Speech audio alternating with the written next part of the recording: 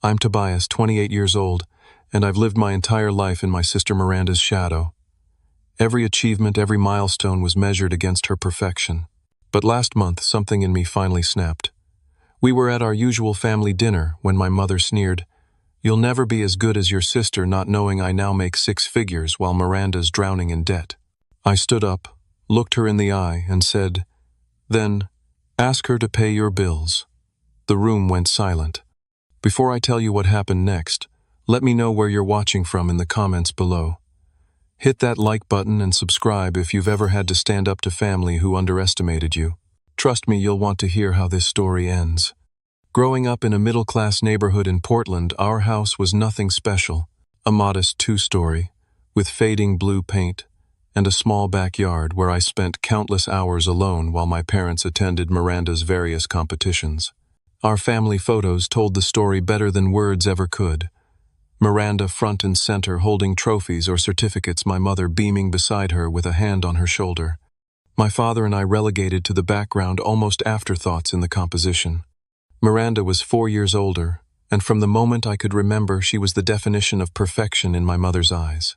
Tall, naturally athletic, with wavy brown hair and a smile that charmed everyone from teachers to neighbors. But it wasn't just her looks. Miranda had a brain that seemed wired for academic success. Straight A's came effortlessly, and she collected academic awards like other kids collected baseball cards. My mother, Catherine, built her identity around being Miranda's mom. A former high school valedictorian herself, who gave up a potential law career to raise children, she channeled all her ambitions into my sister. Every achievement of Miranda's was meticulously documented, celebrated, and mentioned at every possible opportunity. With me, her interactions were mostly correctional. "Stand up straight. Tobias, that B+ could have been an A if you applied yourself. Why can't you focus like your sister?" My father, Robert, was a different story. A quiet man who worked as an accountant at a local firm, he seemed perpetually worn down by my mother's dominant personality. He would occasionally ruffle my hair, or give me a quiet good job when I showed him something I'd built, or a decent report card. But he never contradicted my mother, or stepped in when the comparisons became cruel. His kindness was private, almost secretive, as if he feared my mother's disapproval even more than I did. The pattern was established early. When I was 6, I brought home an art project my teacher had praised. My mother glanced at it briefly before pointing to Miranda's science award prominently displayed on the mantel. "See what real achievement looks like." My drawing ended up in a drawer somewhere forgotten. When I was 8, I scored the winning goal in a soccer game. My father clapped me on the back, but my mother was busy on the phone telling a friend about Miranda's selection for the regional spelling bee. Our living room was a shrine to Miranda's excellence. Shelves lined with trophies, walls adorned with certificates and newspaper clippings. My few achievements never made it to the wall of fame. Even when I won 2nd place in the district math competition, in 4th grade, my certificate was temporarily placed on the refrigerator before disappearing within a week. Family gatherings were exercises in humiliation. Aunts, uncles, and grandparents would flock around Miranda, asking about her latest accomplishments while I sat quietly in corners. "Miranda's going to be somebody special," they'd say within my earshot. Nobody seemed to wonder what I might become. Around 11, I discovered computers. While Miranda excelled at everything visible and valued by my mother, I found refuge in a world of code and digital creation. I spent hours learning basic programming languages, building simple games, and exploring how computers worked. When I tried to show my mother a simple program I'd written that calculated math problems, she dismissed it as playing games and reminded me that homework came first. Miranda never wasted time on video games. She said, not understanding that what I was doing was building something, creating learning skills that would later become my career. The emotional toll accumulated silently. I became the quiet kid, the one teachers described as nice but unmemorable in parent-teacher conferences.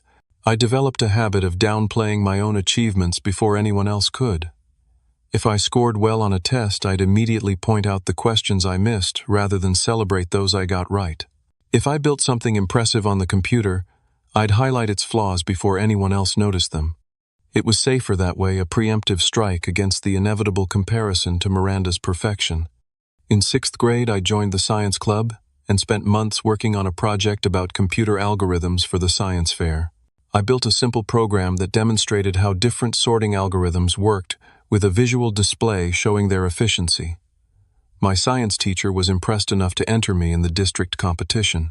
When the day came, I scanned the audience repeatedly looking for my parents. My father arrived just before my presentation apologetic. My mother never showed. She was at Miranda's regional debate championship 3 hours away. I won second place.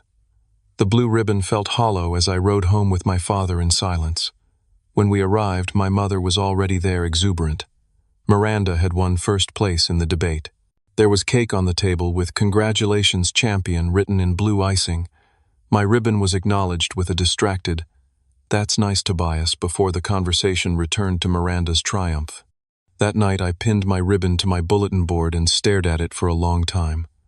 Not because I was proud, but because I was trying to understand why it wasn't enough. Why I wasn't enough.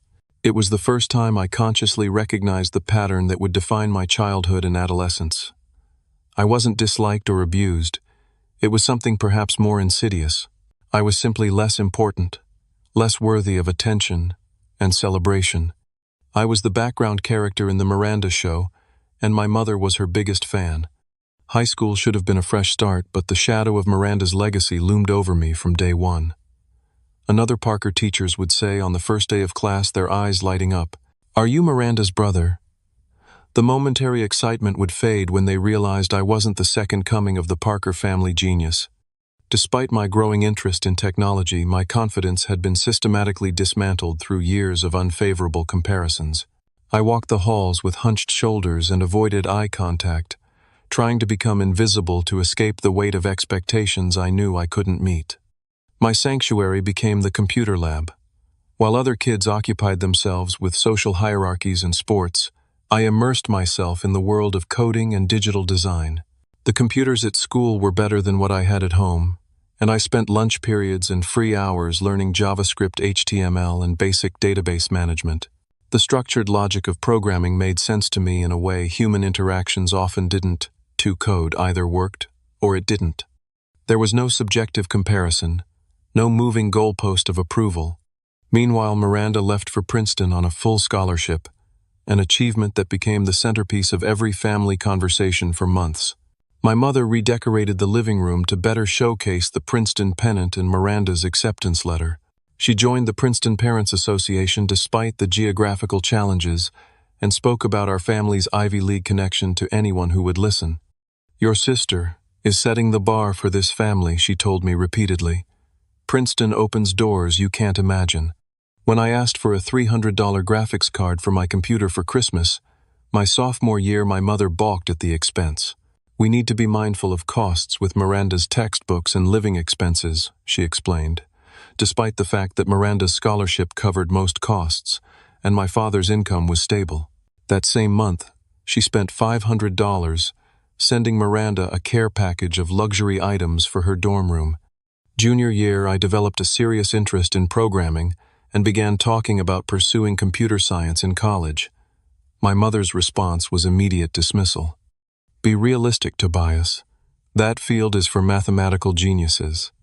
Have you considered something more attainable? Community college has some very practical programs." The irony was that my grades had improved significantly.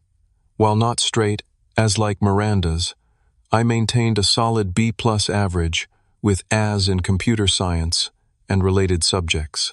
But in my mother's eyes, I remained the underachiever, the son who needed to set his sights lower. My saving grace came in the form of Mr. Reynolds, the computer science teacher who recognized something in me that my family couldn't see. After I completed an advanced project recreating classic arcade games with modern programming techniques, he kept me after class. "You have a natural aptitude for this, Tobias," he said, the first adult who had ever suggested I had a natural aptitude for anything, "the way you think through problems, how you structure your code. Have you considered pursuing this after graduation?" His encouragement was like water in a desert. For the first time, someone saw potential in me without the qualifier of, "but not as much as Miranda." Mr. Reynolds helped me research college programs, pointed me toward online resources to advance my skills, and even connected me with former students working in the tech industry who were willing to answer my questions. With newfound purpose, I got a part-time job at Electronics Warehouse, a local store that sold computer parts and accessories. The employee discount allowed me to slowly build a better computer at home, and the income gave me a small measure of independence. I worked weekends and after school, saving most of my earnings while developing practical knowledge about hardware to complement my software skills. My mother viewed my job with the same dismissive attitude she applied to my academic interests. Miranda focused on internships that built her resume, not minimum wage jobs, she commented when I came home tired from a long shift. She never seemed to make the connection that Miranda had been offered those internships because of her Princeton connection and our family's inability to afford similar opportunities for me. Senior year brought the tension to a breaking point. I had been accepted to State University with a partial scholarship for their computer science program. It wasn't Princeton, but it was a solid program, with good job placement statistics, and affordable with my savings and financial aid. The day my acceptance letter arrived, I showed it to my father first, who gave me a genuine smile and a rare hug. "I'm proud of you, son," he said quietly when my mother wasn't in the room. "That's a great program." When I showed my mother later that evening, her response was predictable. "State University, well, I suppose that's fine if you're set on computer science. Though, I still think the community college would be more suitable." The same month, Miranda graduated from Princeton with honors and a job offer from a prestigious marketing firm in Boston. My parents flew out for her graduation, leaving me home alone despite the fact that my own high school graduation was the following week. They returned with suitcases full of Princeton memorabilia and endless stories of the ceremony, the campus, and the famous alumni they'd spotted. My graduation ceremony felt like an afterthought. My mother spent most of the time pointing out to neighboring parents which college their children were attending, her voice dropping to a whisper when forced to admit I was going to State. At my modest graduation party, attended mostly by my father's relatives, the conversation inevitably turned to Miranda's new job and apartment in Boston. As I packed for college that August, my mother made one final attempt to reshape my future. "It's not too late to reconsider, you know. Community college would leave you with so much less debt, and you could live at home." "I want to study computer science," I replied, continuing to fold clothes into my suitcase. "State has one of the best programs I can afford." "I just don't want you setting yourself up for disappointment," she sighed. "Not everyone can be Miranda." "I know, Mom," I said, zipping the suitcase closed. "You've made that perfectly clear for 18 years. It was the closest I'd come to confrontation, and the brief flash of surprise on her face gave me a small measure of satisfaction as I carried my belongings out to the used car I'd purchased with my Electronics Warehouse savings. My father helped me load the last of my things, slipping me an envelope with $500 inside. "For books," he said simply with a quick glance toward the house to make sure my mother wasn't watching. As I drove away from the only home I'd known, I felt a strange mixture of anxiety and relief. For the first time, I would be Tobias Parker, not Miranda Parker's less impressive younger brother. Whatever I became would be my own creation, not a pale comparison to someone else's brilliance. The road ahead was uncertain, but for once, that uncertainty felt like opportunity rather than inadequacy. My apartment near State University was barely 500 square feet with mismatched furniture from thrift stores and a persistent smell of the previous tenants' cooking. But it was mine, free from the constant reminders of my inadequacy that filled my childhood home. I taped a map of the campus to the wall, arranged my computer on a wobbly desk, and felt something close to pride as I surveyed my new kingdom. College hit me like a revelation. In the computer science department, nobody knew or cared about Miranda. Professors evaluated my work on its own merits, and for the first time I found myself thriving academically.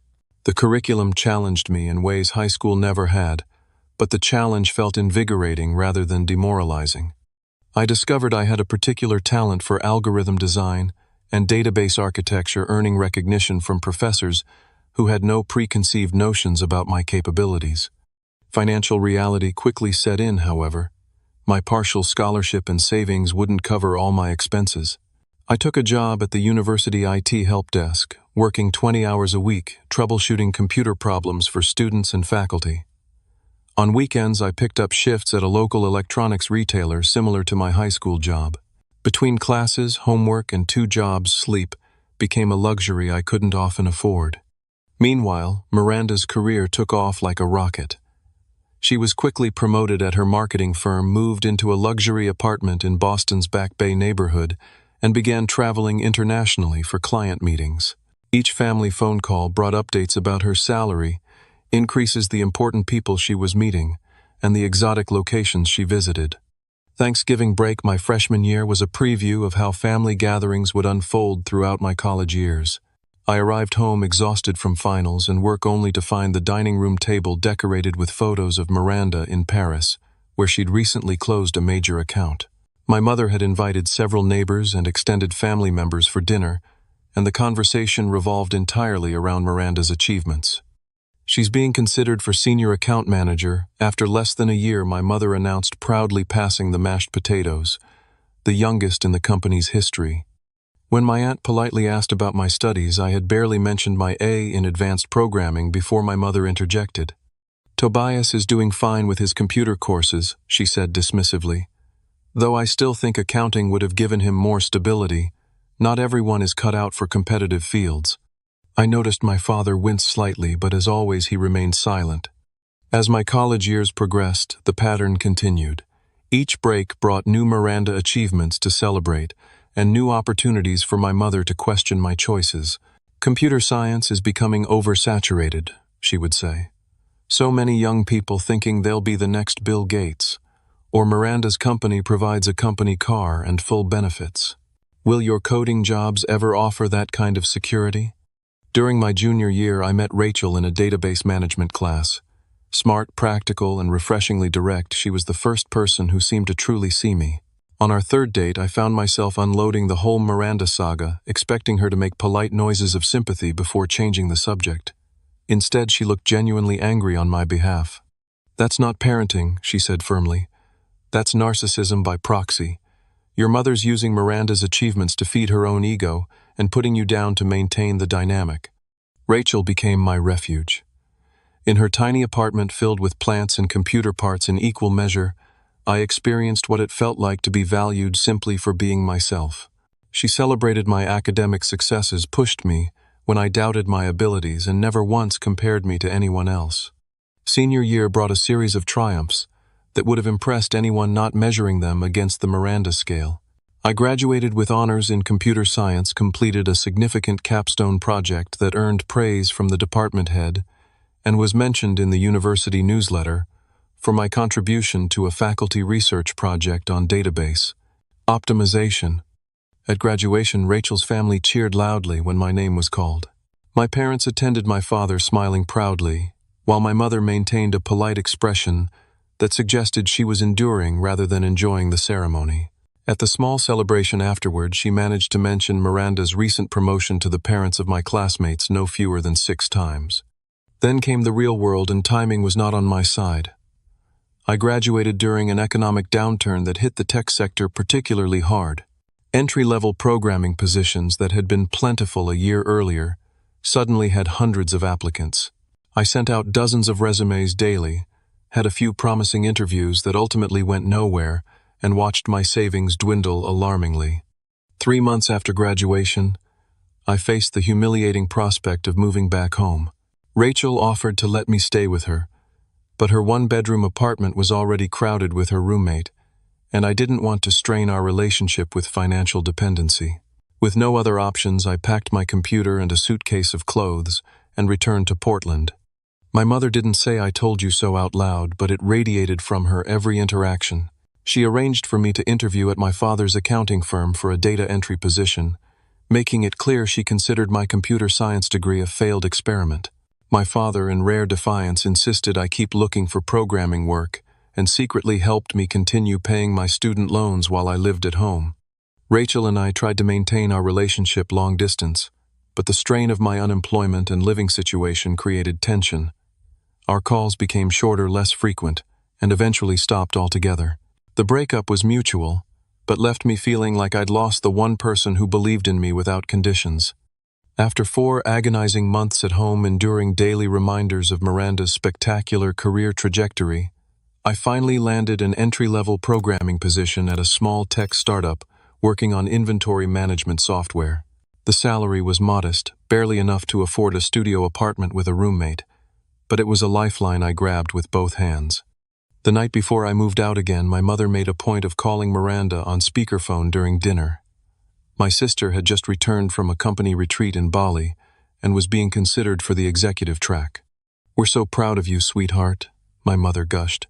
"You've always known exactly how to make the most of your potential." She glanced at me as she said it, and I understood the subtext perfectly unlike some people at this table. As I loaded my few belongings into my car the next morning, my father helped carry my computer equipment. In a rare moment of candor, he placed a hand on my shoulder. "Your path doesn't have to look like hers, Tobias," he said quietly. "Success comes in different forms." It was the closest he'd ever come to acknowledging the toxic dynamic that had shaped our family. I appreciated the sentiment, but after 2 decades of conditioning, it was difficult to believe him. According to the Gospel of Catherine Parker, there was only one form of success, and Miranda had cornered the market on it. The startup that hired me, TechFlow Solutions, operated out of a converted warehouse with concrete floors, exposed ductwork, and desks made from repurposed doors mounted on filing cabinets. The pay was barely above minimum wage, the hours were long, and the benefits non-existent. But for the first time in my professional life, I was judged solely on what I could contribute, not who I was related to. I threw myself into the work with an intensity that surprised even me. When the official workday ended at 6, I stayed until 9 or 10 learning the codebase, fixing bugs nobody had assigned me, and teaching myself new programming languages that might be useful for upcoming projects. The company couldn't afford training, so I watched online tutorials during lunch breaks and read programming books during my bus commute. My dedication didn't go unnoticed. 3 months in, I was assigned to work directly on the core product, an inventory management system used by small manufacturers.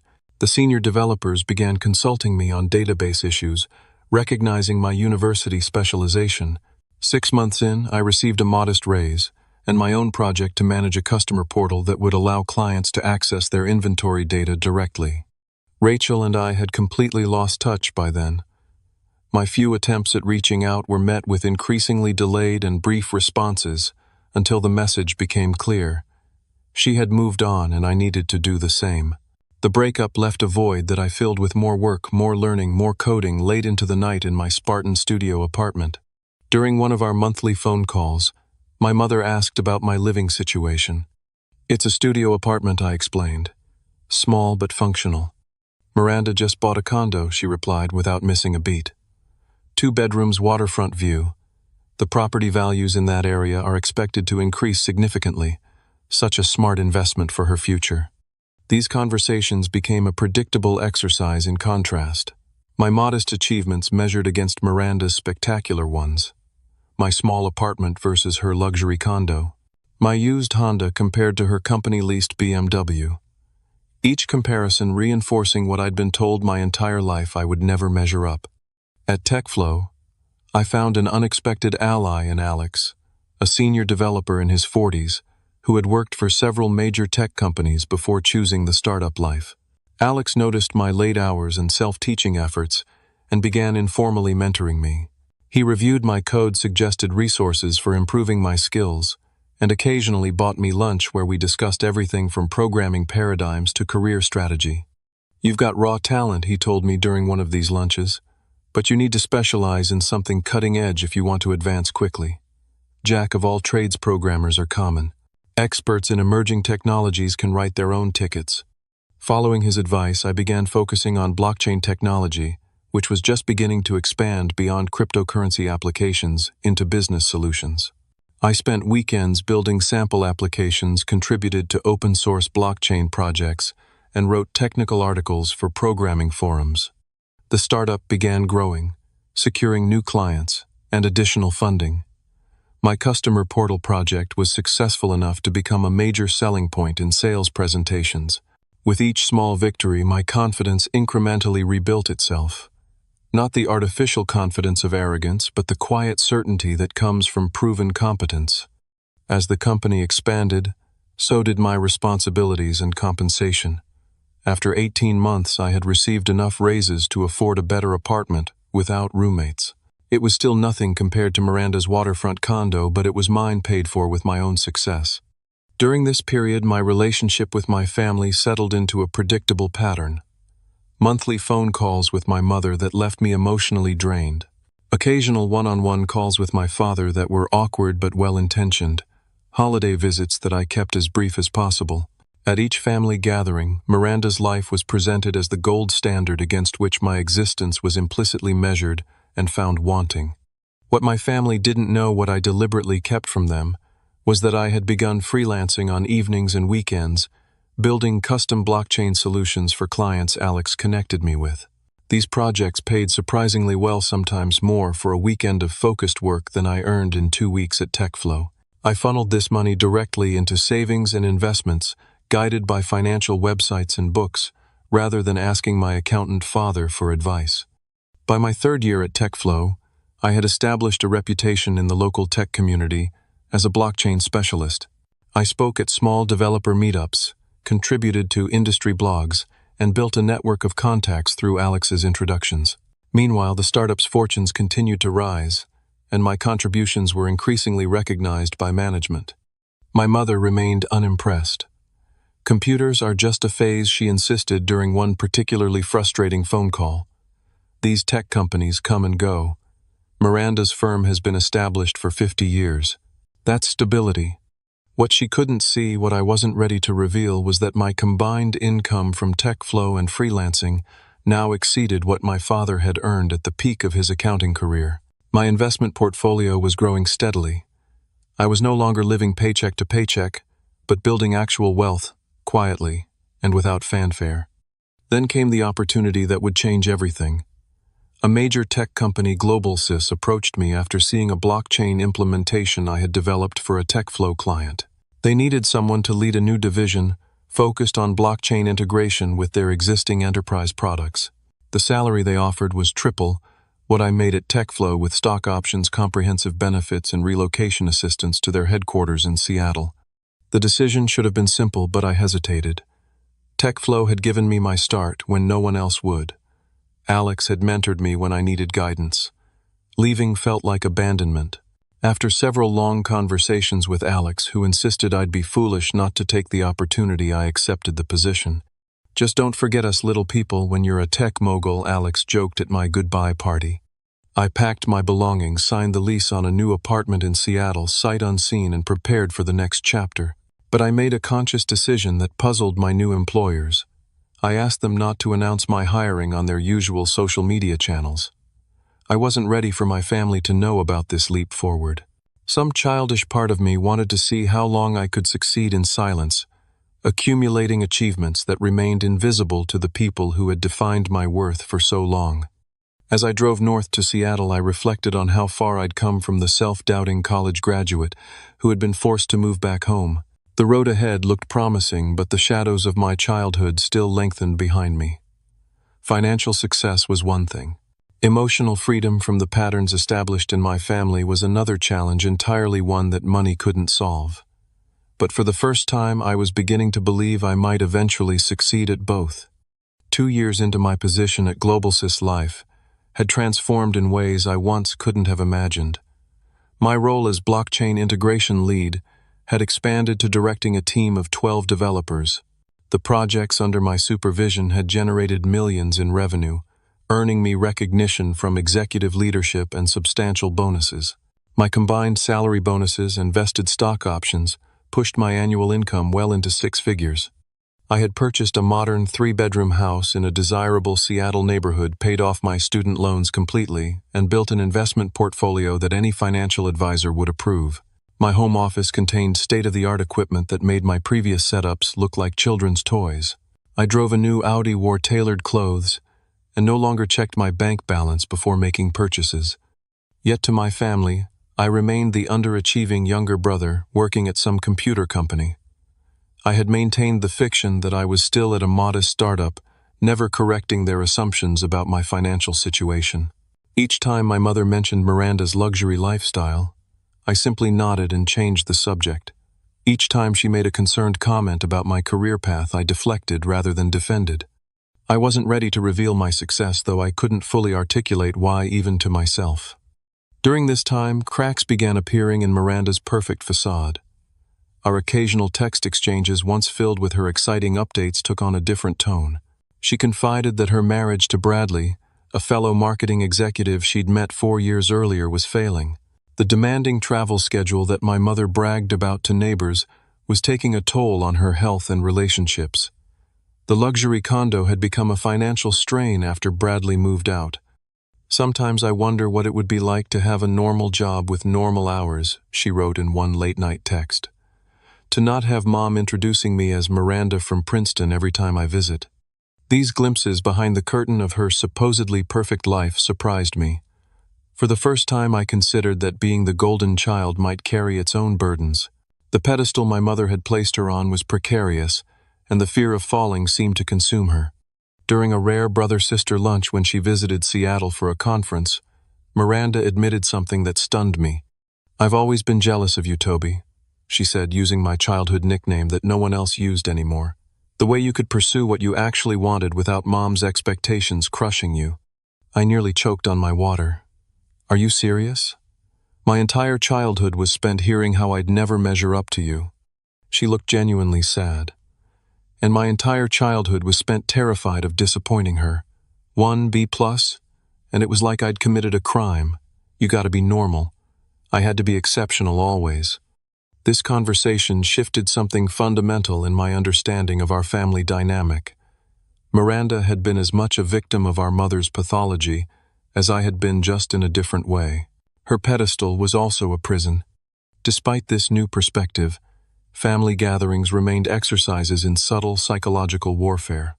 During Thanksgiving that year, my mother orchestrated the usual Miranda celebration, seemingly oblivious to the dark circles under my sister's eyes or her strained smile. When conversation turned to my work, my mother's dismissive comments came as predictably as the pumpkin pie. "These computer jobs seem so unstable," she remarked. "Your father's firm is hiring in the accounting department if you ever want something more secure." I noticed my father's uncomfortable expression, but as always, he remained silent. A new complication emerged during this visit. My parents, particularly my mother, began dropping hints about their financial situation. My father had developed heart problems the previous year and retired earlier than planned. Their retirement savings, while adequate, weren't as substantial as they had expected. Medical bills had accumulated. "Your sister has been so generous," my mother mentioned casually, "helping with your father's specialist appointments. Such a blessing to have a child with means." The hints grew less subtle over the following months. During phone calls, my mother would mention bill collectors or the cost of my father's medications. She began sending me articles about children supporting aging parents, asking my thoughts without directly asking for money. I found myself in an unexpected moral dilemma. I had more than enough resources to help them comfortably. Yet something held me back from offering. Perhaps it was the years of emotional wounds, or perhaps it was knowing that any financial assistance would come with strings attached. My money would never be as good as Miranda's money, just as my achievements had never been as good as Miranda's achievements. During this period, I met Sophia at a tech conference in Portland, where I was a featured speaker.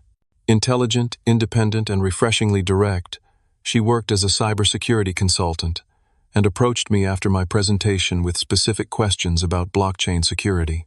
Our professional conversation evolved into dinner, which evolved into a long-distance relationship between Seattle and Portland. Sophia was the first person I was completely honest with about my family situation and financial reality. She listened without judgment, but didn't hesitate to offer her perspective. "You've created this elaborate deception," she observed during a weekend visit to my Seattle home. "You're successful by any objective measure, but you're still letting your mother control the narrative by hiding your success." "It's not deception exactly," I defended weakly. "I just don't volunteer information." "And why is that?" she pressed. "Are you waiting for some perfect moment of vindication? Or are you afraid that even your objective success won't be enough for her?" Her questions hit uncomfortably close to home. I had been waiting, I realized, for some dramatic moment of revelation. some scenario where my mother would be forced to acknowledge that I had succeeded on my own terms. But Sophia helped me see that such a moment might never come naturally. I would have to create it by establishing new boundaries and refusing to participate in the familiar dynamics. The opportunity came sooner than expected. During a visit home for my father's birthday, my mother finally moved from hints to direct requests. We were sitting in the living room after dinner, Miranda noticeably absent due to a work emergency that I suspected was an excuse to avoid the tension. "Your father and I have been going over our finances." My mother began, her voice taking on the martyred tone I knew well. "The medical bills have really strained our resources.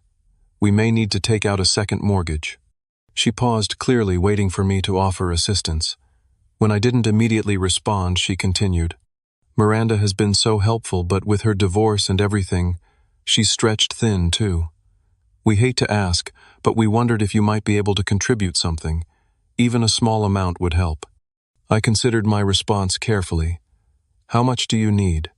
My mother seemed surprised by the direct question. "Well, about 3,000 for the immediate bills, more eventually for the ongoing treatments." "I see," I said neutrally. "And you've already asked Miranda?" "Of course," my mother replied, a hint of defensiveness creeping into her voice. "She's been sending what she can each month, but with her condo payments and the divorce lawyers, she's in a difficult position." I nodded, thinking about my sister's texts describing her financial strain, the overtime she was working to maintain appearances. Meanwhile, I had more in my checking account than my parents needed, with substantial savings and investments beyond that. "I'll need to look at my finances," I said, neither committing nor refusing. My mother's expression hardened slightly. "I understand money might be tight with your computer job. We don't expect you to contribute what Miranda does.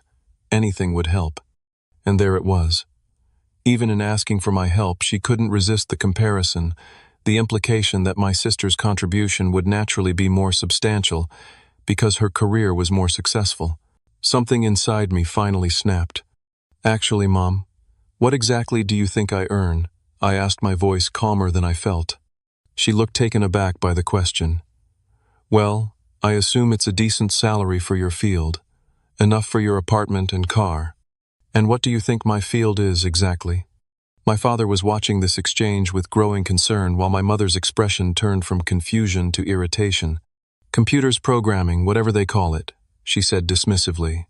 "Tobias, if you can't help, just say so. There's no need to be defensive." "I'm not being defensive. I'm genuinely curious about what you think I do, since you've never actually asked." "This isn't productive," she said with a sigh. "The point is, we need help with medical bills, and as our son, we hoped you might contribute something." I took a deep breath, Sophia's words echoing in my mind about establishing boundaries and refusing to participate in toxic dynamics. Before I could respond, however, my mother added the final straw. "I know you've always done your best, but the reality is you'll never be as good as your sister. We're just asking for whatever you can manage." The room went silent. My father looked mortified, and something in me, some dam of patience and politeness constructed over decades, finally broke. I stood up, looked her directly in the eye, and said the words that had been building for 28 years. "Then ask her to pay your bills." The silence that followed my statement was so complete, I could hear the wall clock ticking in the dining room. My mother's face froze in an expression of shock. Her mouth slightly open, eyes widened. My father's eyebrows shot up, and he gripped the arms of his chair as if bracing for impact. The tension in the room was almost a physical presence pressing against my skin. Time seemed to slow down as I registered my own feelings. There was anger, certainly, but also an unexpected sense of relief. The words had been building inside me for so long that finally releasing them felt like setting down a heavy burden I'd been carrying since childhood. My mother recovered first, her expression shifting from shock to indignation. "How dare you speak to me that way, after everything we've done for you?" "What exactly have you done for me, Mom?" I asked, my voice steady. "Besides comparing me to Miranda my entire life, besides dismissing every achievement, every interest, every effort I've ever made." "That's not true," she protested, but her voice lacked conviction. "We supported you. We paid for your education. My partial scholarship and student loans paid for my education," I corrected, "and emotional support. You've given me nothing but doubt and comparison since I was old enough to understand words. My father finally spoke, his voice quiet. Tobias, I know you're upset, but your mother deserves respect. Respect is earned, I replied not unkindly. And it goes both ways. Has she ever respected my choices, my career? Has she ever even asked what I actually do for a living beyond something with computers? My mother's face flushed. This is about the money, isn't it? If you can't help, just say so. There's no need for this. A tantrum. This isn't about the money, Mom. It's about 28 years of being treated like I'm less valuable than my sister. And ironically, if you'd ever bothered to take an interest in my life, you'd know that I can easily help with Dad's medical bills. My mother scoffed. On your programmer salary, please. I took out my phone, opened my banking app, and placed it on the coffee table between us, displaying my checking account balance. The six-figure number sat there undeniable. That's just my checking account, I said quietly. Not my savings, investments, or property. My mother stared at the screen, momentarily speechless. My father leaned forward, adjusting his glasses, his expression shifting from discomfort to surprise. I'm the blockchain integration director at GlobalSys, I continued. I lead a team of 12 developers. My annual income is in the mid-six figures. I own a 3,000 square foot house in Seattle's Queen Anne neighborhood. I paid off my student loans 2 years ago. I drive an Audi. But you wouldn't know any of that because you've never once asked about my career with genuine interest. Why wouldn't you tell us this? My mother demanded, finding her voice again. Why would I? So you could find some way to diminish it. Compare it to Miranda's achievements. No, thank you. That's unfair, she protested weakly. Is it? Let's be honest for once. If I had told you about my promotion 2 years ago, what would you have said? That Miranda made partner faster, that her company is more prestigious, that her MBA from Princeton outranks my computer science degree from State? My mother didn't answer, but her expression told me I'd hit the mark. The truth is, I continued, my voice softening slightly, Miranda is struggling. Her marriage failed. Her job demands everything from her. She's helping you financially at great personal cost because she's still trying to be the perfect daughter. We've both been trapped in the roles you assigned us before we were old enough to have a say in the matter. My father stood up suddenly. I need some water, he muttered, retreating to the kitchen. Whether he actually needed water or simply wanted to escape the confrontation was unclear. My mother's expression hardened. So you've been hiding your success to what punish us, prove some point.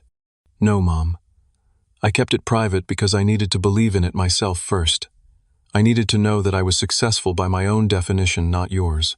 And I needed to break free from this family pattern where my worth is measured against Miranda's. You're being ridiculous, she said dismissively. We've always been proud of both our children. When have you ever told me you were proud of me? Not that you were relieved I was doing well enough, but actually proud. She opened her mouth, then closed it again, unable to recall a specific instance. My father returned from the kitchen, glass of water in hand, just in time to hear my question and my mother's telling silence. I'm proud of you, son, he said quietly. I should have said it more often. My mother shot him an irritated look. Robert, don't encourage this behavior. It's not behavior, Catherine. It's the truth. We've treated the kids differently. We both know it. This unexpected alliance with my father seemed to throw my mother off balance. She crossed her arms defensively. Fine, congratulations on your job. Is that what you want to hear? Does that fix everything? This isn't about hearing specific words, Mom. It's about fundamentally changing how we relate to each other. I'm not a secondary character in the Miranda show anymore. I'm an adult who has built a successful life on my own terms. You can either respect that and develop a new relationship with me based on who I actually am, or we can continue this pattern where I limit my contact with you to protect my mental health. Are you threatening to cut us off? She asked, her voice rising. Over some perceived slight from your childhood. It wasn't slight, and it wasn't just childhood. It's a continuing pattern, and I'm not threatening anything. I'm establishing boundaries. I'll help with Dad's medical bills, because I can, and because I want to. But my financial help comes with the condition that you stop comparing me to Miranda, stop dismissing my career, and start treating me with basic respect.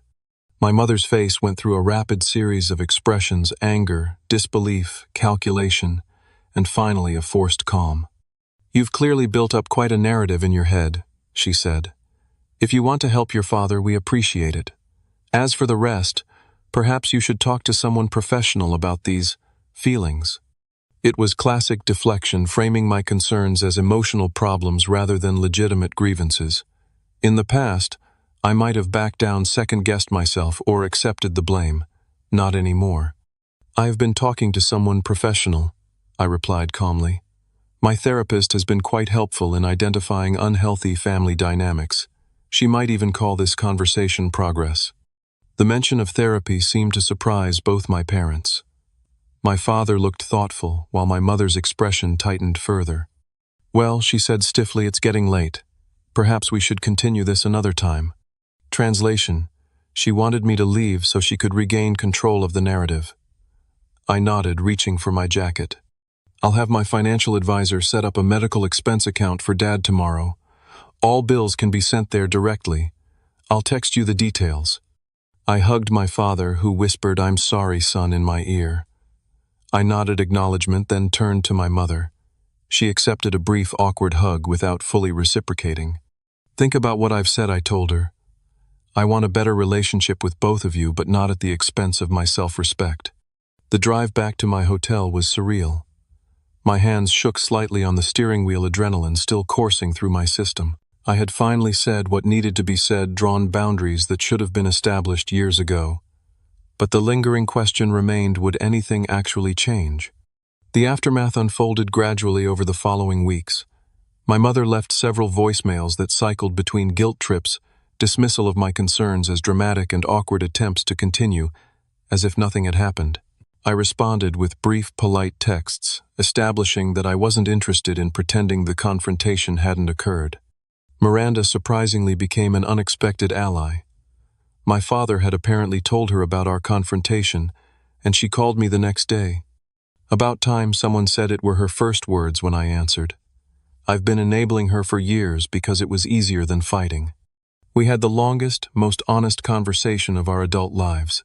The golden child and the scapegoat, comparing notes on our shared trauma, recognizing how we'd both been manipulated to maintain our mother's preferred family narrative. Miranda admitted she was drowning in debt, trying to maintain the lifestyle our mother expected, while I confessed how I'd hidden my success out of fear it would never be enough. "We need to form a united front," she suggested. "No more triangulation, no more playing us against each other." My father visited me in Seattle the following weekend alone for the first time in my memory.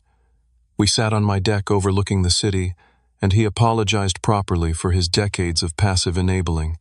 "I thought I was keeping the peace," he admitted, "but I was really just teaching you that your feelings didn't matter as much as your mother's comfort." "Why did you stay?" I asked, the question I'd wondered for years.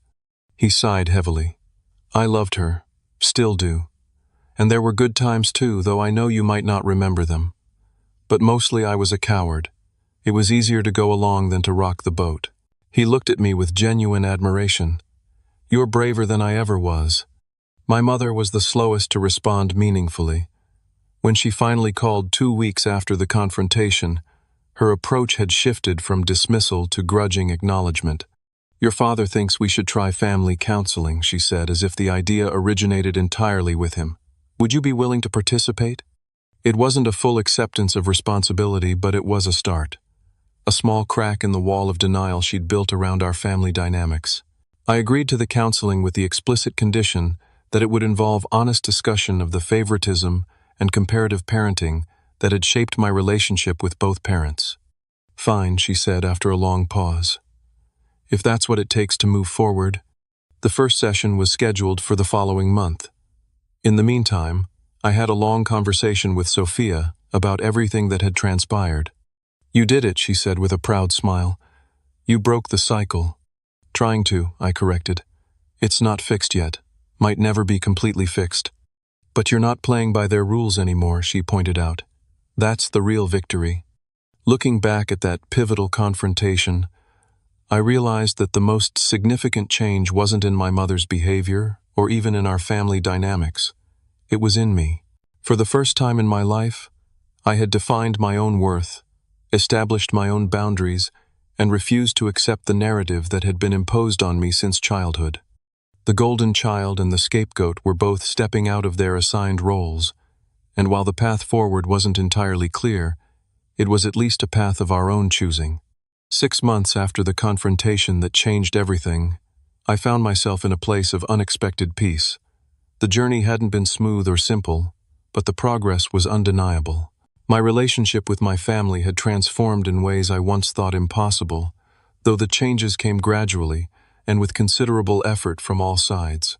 The family counseling sessions, initially tense and occasionally combative, provided a structured environment for addressing decades of harmful patterns. Our therapist, Dr. Landry, had a gift for naming dynamics without assigning blame, creating space for honest conversation without defensive reactions. Families develop patterns that serve functions, she explained in an early session. Understanding those functions is more productive than simply assigning fault. Through these sessions, I came to understand that my mother's obsession with Miranda's achievements stemmed from her own abandoned ambitions and deep-seated insecurities. This didn't excuse her behavior, but contextualizing it helped me separate her actions from my self-worth. Similarly, my father's passive enabling was rooted in conflict avoidance patterns from his own childhood. Again, not an excuse, but an explanation that helped depersonalize his failures. My individual therapy continued alongside the family sessions. Dr. Chen helped me process the lingering effects of growing up as the lesser child and developed strategies for maintaining boundaries without cutting ties completely. We worked on recognizing when old insecurities were influencing my current perceptions and relationships. The goal isn't to erase the past, Dr. Chen reminded me, but to prevent it from controlling your future. Professionally, my trajectory continued upward. GlobalSys promoted me to Director of Emerging Technologies, expanding my responsibilities beyond blockchain to include artificial intelligence integration and quantum computing research. The accompanying salary increase and stock options further solidified my financial security, though I found that money mattered less to me now that I'd established my value in other ways. My relationship with Sophia deepened into something I trusted completely. Unlike previous relationships where I'd hidden parts of myself or downplayed my success with Sophia, I could be authentically who I was, vulnerabilities and strengths alike. When I proposed during a weekend trip to Mount Rainier, her immediate yes felt like the natural progression of something already solid and true.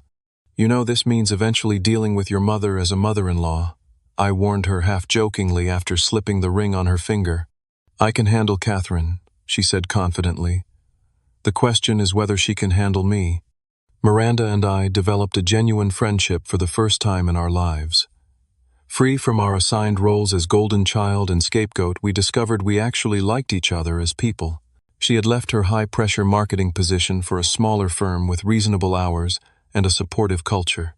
The pay cut meant downsizing from her luxury condo, but she described her modest townhouse as the first home that's actually felt like mine, and not a showcase for Mom's bragging rights.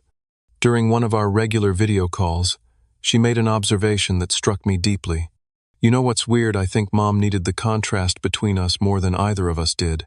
She needed me to be perfect so she could feel successful as a parent, and she needed you to be less successful so she could feel needed and superior. We were just playing parts in her internal drama." My father, perhaps motivated by his health scare and the realization of how his passivity had damaged his relationship with both children, made the most dramatic changes. He began standing up to my mother's more manipulative behaviors, attending his own therapy sessions, and making genuine efforts to connect with me about my actual interests, rather than defaulting to safe topics. During a visit to Seattle, where he met my team at GlobalSys and saw firsthand the impact of my work, he expressed a regret that brought tears to my eyes. "I wish I had known how to see you clearly when you were growing up," he said as we walked through the modern office space where my blockchain projects were displayed on large screens. "You were always extraordinary in your own way. I just didn't have the right vocabulary to recognize it." My mother's evolution was slower and less complete, but still significant. The woman who had dismissed my career for decades now awkwardly mentioned to her friends that her son was some kind of technology executive in Seattle. She still occasionally slipped into old patterns of comparison or dismissal, but could now sometimes catch herself mid-sentence. In our most recent family counseling session, she managed something I never thought possible, a genuine, unqualified apology. "I compared you and your sister in ways that were harmful to you both," she admitted, her voice uncharacteristically vulnerable. "I put Miranda on a pedestal that almost broke her, and I dismissed your talents because they didn't fit my narrow definition of success. I'm sorry, Tobias. Truly sorry. It wasn't a perfect healing. Decades of patterns couldn't be undone in 6 months of therapy. There were still difficult moments, still times when old wounds felt freshly opened, but we were trying, all of us, to create something healthier than what we had before. The medical expense account I had set up for my father was working well, removing the financial stress that had contributed to family tension. My mother had initially been uncomfortable with accepting my help, her pride battling with practical necessity. But my father's worsening condition made the decision ultimately simple. The gift came with no strings attached beyond my established boundaries about respect and recognition. As Sophia and I planned our wedding for the following spring, I reflected on how different my life was now compared to a year ago. Not just externally with career success and financial security, but internally. The constant background noise of inadequacy had quieted. The reflexive self-doubt when faced with challenges had diminished. I still had moments of insecurity, but they no longer defined me. At our engagement dinner, attended by both our families, my mother made a toast that demonstrated just how far we had come. "To Tobias and Sophia," she said, raising her glass. "My son has always forged his own path even when I couldn't understand it. That independence has led him to professional success, but more importantly to finding someone who appreciates him exactly as he is. I'm proud of the man you've become, Tobias." The words "I'm proud" from my mother's lips felt surreal. They weren't dramatic or overly emotional, just a simple acknowledgement that had been withheld for too long. My father squeezed my shoulder as she spoke, his eyes conveying what we both knew: this was progress, imperfect, but genuine. Later that evening, after our families had departed and Sophia was showing her parents to their hotel, Miranda texted me a simple message. "We did it. We broke the cycle." And that perhaps was the most profound healing of all. Not just that I had established my worth independent of comparison, but that Miranda and I had both escaped the roles assigned to us. The golden child and the scapegoat had rewritten their stories, and in doing so began to free the next generation from continuing the pattern. As I prepare to start my own family with Sophia, I carry the lessons of my childhood with me, not as wounds, but as wisdom. I know the damage that comparison can inflict, the harm in conditional love, the importance of seeing each child as an individual with unique gifts, rather than competitors in some imagined hierarchy of worth. The journey isn't over. Healing rarely follows a neat linear path. There will be setbacks, moments when old patterns resurface, times when boundaries need to be reasserted. But the foundation has been laid for something healthier, something truer than what came before. Standing up in that living room 6 months ago, saying those simple words, "Then ask her to pay your bills," was just the beginning. The real work came after, in the patient rebuilding of relationships on new terms, in the consistent maintenance of boundaries, in the ongoing commitment to authenticity, even when it would be easier to slip back into familiar roles. If you've stayed with me through this story, perhaps you've recognized elements of your own family dynamics, your own assigned roles, your own struggles to define yourself beyond the narratives imposed in childhood. If so, I hope my journey offers some small encouragement that change is possible, that patterns can be broken, that it's never too late to stand up and claim your own worth. Have you ever had to stand up to family who underestimated you? How did you find the courage to break free from roles assigned to you? Share your experiences in the comments below. If this story resonated with you, please like, subscribe, and share it with someone who might need to hear that they too can rewrite their story. Thank you for listening. And remember, your worth isn't determined by comparisons to others. It exists independently, inherently, irrevocably within you.